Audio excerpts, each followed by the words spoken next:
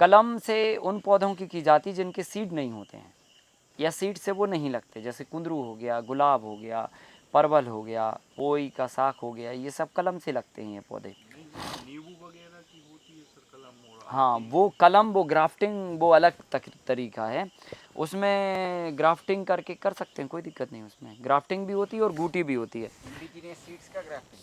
हाँ, कर सकते हैं, कोई दिक्कत नहीं। अगर कोई पौधे के कैरेक्टर बहुत अच्छे हैं, समझना बात को, हमारे पास 2 पौधे रखे हैं जिसमें हमें पता है कि ये नींबू का पौधा बीज से तैयार था और काफ़ी अच्छा फलता फूलता है ना। इसमें क्वालिटी अच्छी है, साइज़ अच्छा आता है, कलर अच्छा आता है, रस बहुत अच्छा है, छिलका पतला है, XYZ जो भी आपको क्वालिटी पसंद है। और एक नींबू है जो आपको लगता है कि यार ये ढंग का नहीं फलता है, साइज़ छोटी है इसकी, तो आप उसको यहाँ से स्टेम से उड़ा दीजिए और उसकी डाली को इसमें फिट कर दीजिए, तो अब वो फलने लगेगा जो आपने अच्छा देखा है। तो वो हाइब्रिड हो जाएगा सर, वो इंडिजिनियस कैसे? उसके 2-3 तरीके हैं, अलग अलग शेप में काटना पड़ता है। कुल मिला के आपको जैसे मान के चलो हमने ये ऐसे काटा, तो ये हम ऐसे काटेंगे और ऐसे जाके इसको ऐसे पैक कर देंगे और बस रैप कर देंगे। सिंपल है, मतलब एक पौधे की बॉडी दूसरे पौधे की बॉडी में फिट होना चाहिए।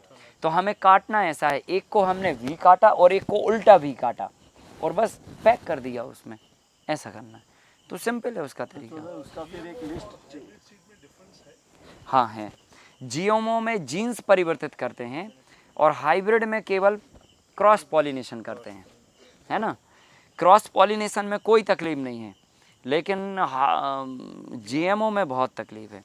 जीएमओ में पूरा सिस्टम चेंज करने की बात है और उसमें हम लोग किसी भी स्पीसीज़ का किसी भी स्पीसीज़ में जीन्स डाल के हम लोग छेड़ाछाड़ी कर रहे हैं, मतलब जीन्सों के अंदर डीएनए में चेंजेस कर रहे हैं हम लोग।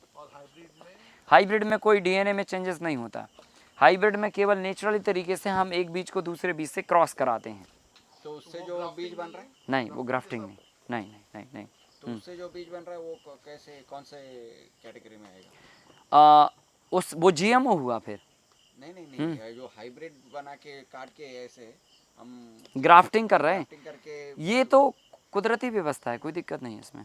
नहीं नहीं उसको क्या बोलेंगे? उसको ग्राफ्टिंग टेक्नोलॉजी बोलते हैं इसको। ग्राफ्टिंग करके जो उसमें बीज आएगा सर, उसको कौन से में डालेंगे? उसको भी इंडिजिनियस बोलते हैं? हाँ, इंडिजीनियस बोल सकते हैं उसको, क्योंकि हमने सीड में थोड़ी कोई गड़बड़ी की। हमने क्या किया, एक का धड़ और एक की कलम दूसरे में मिला दी, बस हाँ, तो उसके खत्म। सीड्स जो आएंगे उसके क्या क्वालिटीज रहेंगे? दोनों क्वालिटीज रहेंगे क्या? नहीं नहीं, क्वालिटी इसकी ऊपर वाले की रहेगी जो आपने जोड़ा है, नीचे तो खाली स्टेम रहेगा। नीचे से तो सप्लाई होनी है ना, किस चीज़ की सप्लाई होनी है? केवल एलिमेंट्स की, बैक्टीरिया को एलिमेंट की करनी सप्लाई, उसको कोई नहीं लेना देना कि ये एलिमेंट को किसके पास जा रहे और कैसे जा रहे। तो नीचे से तो कोई चेंजेस है ही नहीं। हाँ, ऊपर से प्लांट का जो कैरेक्टर होता है लीव्स के माध्यम से होता है, फोटोसिंथेसिस करके जब प्लांट भोजन करता है और डाइजेस्ट करता है तो उसके हिसाब से, उसके कैरेक्टर के हिसाब से फिर उसमें फ्लावर्स आते हैं। तो बेसिकली डालियाँ और पत्तियाँ यही सब जिम्मेदार हैं प्लांट्स का, मेन चीज़ यहीं से चेंजेस होते हैं इसके अंदर। यहीं पे आम फलाना तो आम फला लो, यहीं पे नींबू फलाना तो नींबू फला लो, ये है। नीचे से उसका कोई लेना देना नहीं, मतलब ऐसा नहीं है कि आम में नींबू लगा दिया तो नीचे से आम भी आएगा नींबू भी आएगा, नींबू ही आएगा अगर नींबू लगाया तो ऐसा। तो इसका कलम से लगने वाला और सीड से लगने वाला ऐसा लिस्ट है अलग अलग? नहीं, सभी कलम से और सभी सीड से लग सकते हैं, है ना। पर कलम से लगाना पौधे को कमज़ोर करने जैसा होता है।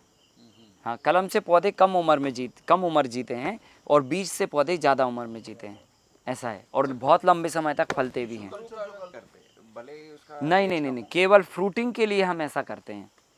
जैसे मान के चलो कोई पौधा नहीं फूल फल रहा है और कोई पौधा फूल फल रहा है, तो हमने फूलने फलने वाले की मुंडी निकाल के इसके धड़ में लगा दी। अब जैसे किसी का दिमाग नहीं चल रहा और किसी का दिमाग चल रहा, तो हमने बस दिमाग खोला और दिमाग दूसरा लगा दिया, बस सेम फैमिली है ना। तो बाकी फंक्शन तो सब सेम काम कर रहे हैं ना, जैसे हाथ हैं, आँख हैं, सब सेम काम कर रहा है, बस दिमाग नहीं कर रहा, तो वही जो चेंज कर दिया। हाँ राइट, वो हाइब्रिड है, वो हाइब्रिड हो गया और वो कुदरती भी होता है, ऐसा ज़रूरी नहीं कि वैज्ञानिक करें तभी होएगा। ककड़ी लौकी तो जीएमओ हो गया कि हाइब्रिड हो गया? नहीं, काएगा जीएमओ? जीएमओ में मतलब हम जीन्स चेंज करते हैं लैब में जाके। तो जो छोटी लौकी आ रही है ना, हाँ तो उसमें उसका गुणधर्म तो चेंज हो गया। हाँ, गुणधर्म चेंज हो गया, पर वो जीएमओ नहीं हुआ। जेनेटिकली मॉडिफाइड नहीं हुआ। लेकिन उसके गुणधर्म चेंज हो गए तो जैसे आप बता रहे थे हार्ट के लिए जो इतना बेनिफिट है उसका नहीं मिल पा रहा है, तो पर्पस सॉल्व नहीं हो रहा है। एक्चुअली देखिए इसमें डिफरेंट क्या है, मैं डिफरेंट आपको समझाता हूँ। जीएमओ मतलब जेनेटिकली मॉडिफिकेशन, डीएनए चेंज कर डीएनए चेंज करना। इसमें डीएनए चेंज नहीं हो रहा है, वो सही मतलब जो है ना लौकी लौकी ही रहेगी, ककड़ी ककड़ी ही रहेगी, लेकिन ककड़ी के गुण लौकी के गुण से मिक्स हो जाएंगे, तो डीएनए कहाँ चेंज हुआ? डीएनए नहीं होगा चेंज, गुणधर्म चेंज होगा। हाँ, गुण चेंज हो जाएंगे, डीएनए चेंज नहीं होगा। डीएनए का मतलब वो जैसे फल रही थी वैसे ही फलेगी, उसके अंदरूनी जो कैरेक्टर हैं वो नहीं चेंज हुए। अब डीएनए चेंज करने में क्या होता है कि जैसे मान के चलो हमने चावल का जीएमओ बनाया, चावल जीएमओ चावल बनाया, जीएमओ कपास बनाया, जीएमओ ब्रिंजल बनाया, तो जीएमओ ब्रिंजल में हमने क्या किया, छिपकली के अंदर जो पॉइजन होता है वो बैगन के जीन्स में डाल दिया। अब क्या हो रहा है ना कि जब बैगन हमने लगाया तो वो अंदरूनी तौर पे बैगन की बॉडी में वो पॉइजन आ गया, मतलब बॉडी ही पॉइजनस हो गई। अब आप बैगन का पत्ता अगर खाएंगे, इल्ली खाएगी तो वो पॉइजन उसकी बॉडी में जाएगा और इल्ली मर जाएगी। इल्ली के पॉइजन इल्ली में जाएगी तो मर नहीं नहीं नहीं, बैगन इल्ली खाएगी अगर तो इल्ली मर जाएगी, और बैगन में हमने ऑलरेडी छिपकली का पॉइजन डाल दिया, जीन्स का, छिपकली का जीन्स उठाया और इसका जीन्स और दोनों को इंजेक्ट कर दिया, तो वो जो बीज बना उस बीज में क्या हो रहा है ना, कुदरती रूप से अब उसके अंदर पॉइजनस हो गया। ये रिफॉर्म कर दिया आपने, चेंज कर दिया आपने, कुदरत की व्यवस्था को चेंज कर दिया, पॉइजनस बॉडी बना दिया आपने। बात समझ रहे ना? तो अब इससे क्या हो रहा है ना कि वैज्ञानिक कह रहे हैं आप बैगन खाएंगे तो आप नहीं मरेंगे, इल्ली बस मरेगी। तो ये बताओ, जिस चीज़ से इल्ली मर सकती है उससे आप भी तो मर सकते हैं। ये तो कॉमन सेंस की बात है। ऐसा कौन सा पॉइजन है कि तुम मरोगे तुम नहीं मरोगे? ऐसा कौन सा पॉइजन है भाई? सिंपल सी बात है ना, है ना? हाँ, बस ये है कि इल्ली को बिल्कुल 100 बूंद का हिस्सा 1 बूंद कर दो, 100 बूंद मतलब 1 बूंद का 100 बूंद में हिस्सा कर दो तो 1 में मर जाएगी, हम 10 में मरेंगे, बस इतना अंतर है। तो 100% मरेंगे, तो ज़्यादा बैगन मत खाओ।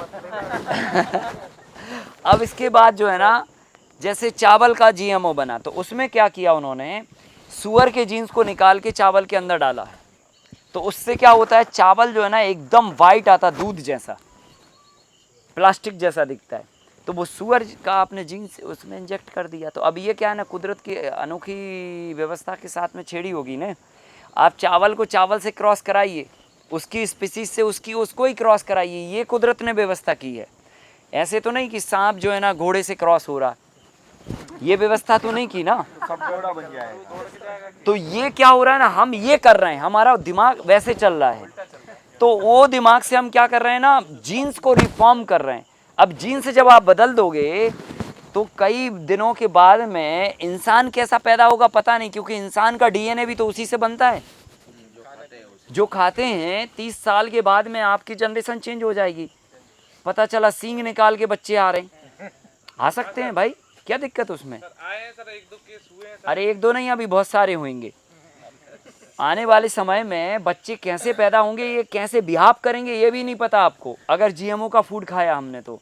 सो जस्ट लाइक मतलब पूरी मानवता को ख़त्म करने की ये मतलब कहने चाहिए सीढ़ी है। इस पर पूरे दुनिया में बहुत विरोध हुआ है और बहुत सारा कंट्री ने इसको पूरी तरह से बैन किया हुआ है।